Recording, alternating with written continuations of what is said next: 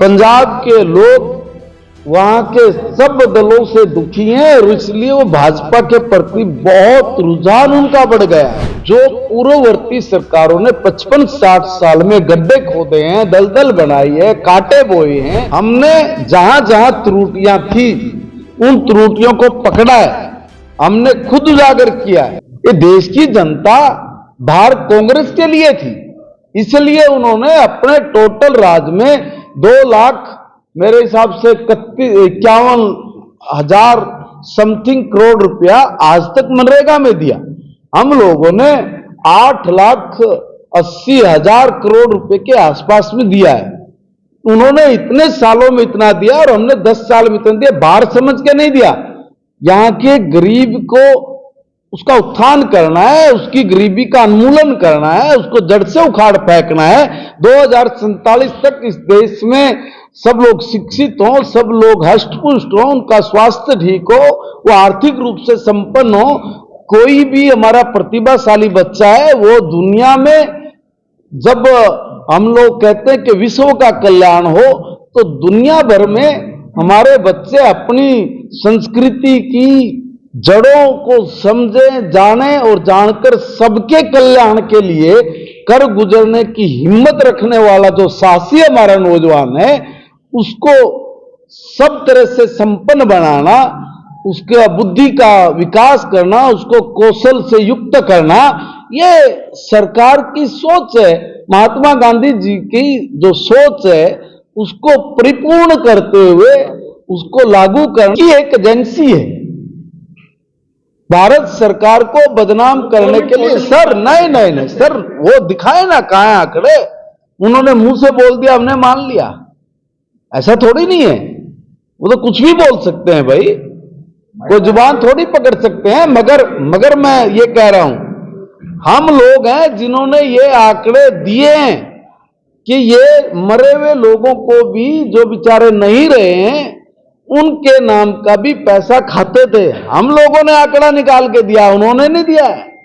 ये गलत बयानबाजी कर रहे हैं।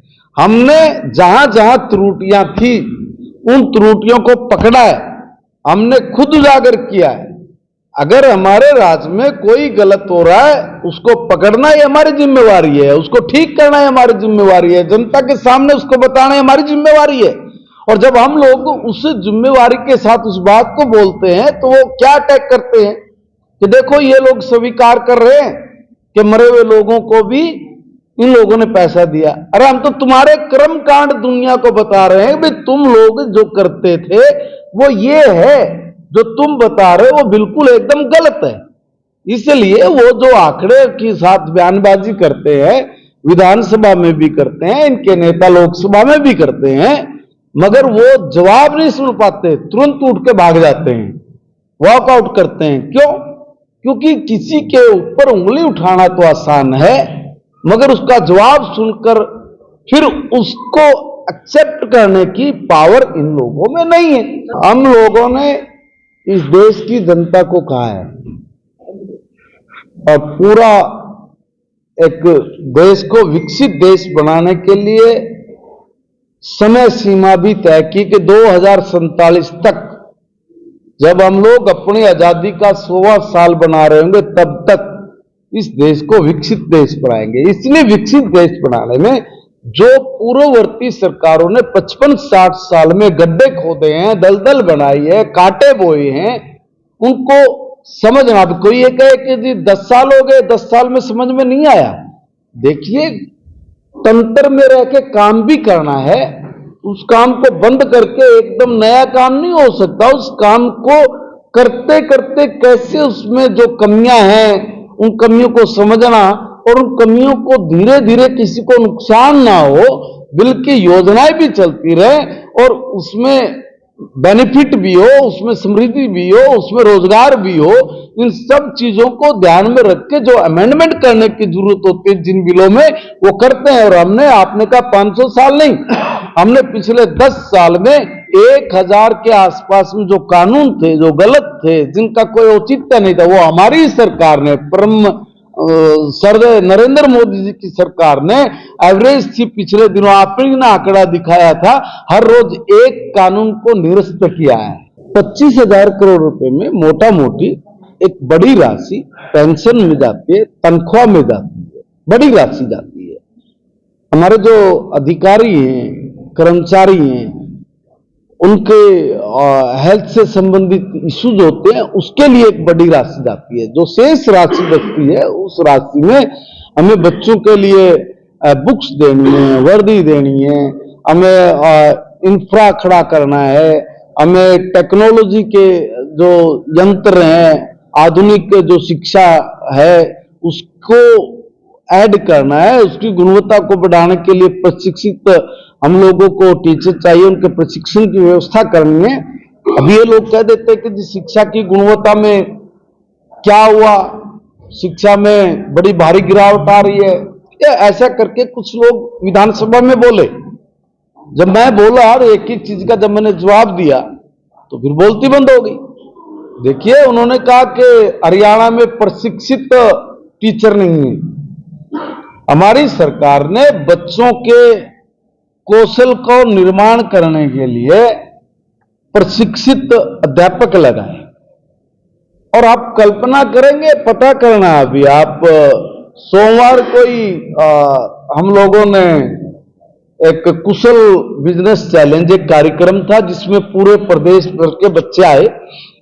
हमने उन बच्चों को प्रशिक्षित किया। 1,18,000 समथिंग बच्चे थे, उसमें हमने 23,000 बच्चों को चयन किया। उनकी 66 टीम बनी और वो 66 टीमें अपने अपने बिजनेस आइडिया लेके आए, अपने प्रोडक्ट लेके आए।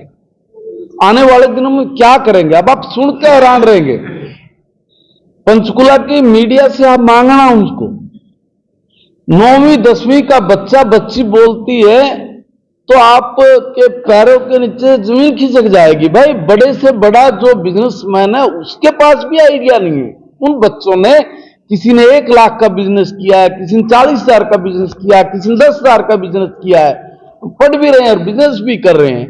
वो लोगों के पास जा रहे हैं, उन्होंने अपनी वीडियो बनाई है कि हमने साबुन बनाया, हमने ये तेल बनाया, हमने ये फटे पुराने कपड़े से एक नया डिजाइन करके, वो बड़े बड़े जो मनीष मल्होत्रा जैसे डिजाइनर है उनके इक्वल डिजाइन किया कपड़ा। भाई, बच्चे छोटे छोटे, जब उनके आप सपने सुनेंगे तो उनको आगे बढ़ाने के लिए सरकार ने सीड मनी दिया। इनके तो कभी दिमाग में भी नहीं आई थी ये बातें। 1-1 लाख रुपए हमने दिया, उन्होंने काम शुरू किया, आगे के लिए भी 1-1 लाख रुपए हमने उनको दिया है। देखिए, जितने प्रशिक्षित टीचर हैं हरियाणा के अलावा किसी दूसरे स्टेट में, देखो मैं ये कह रहा हूं क्योंकि हरियाणा के टीचरों ने करके दिखाया और पहला प्रोग्राम है इस देश में जो इस तरह का कुशल बिजनेस चैलेंज का जो हरियाणा ने किया है, उसकी शुरुआत की है। और इस तरह के बिजनेस आइडिया हैं कि वो बच्चे नौकरी मांगने वाले नहीं, वो स्वरोजगार के साथ दूसरों को रोजगार देने में सक्षम है।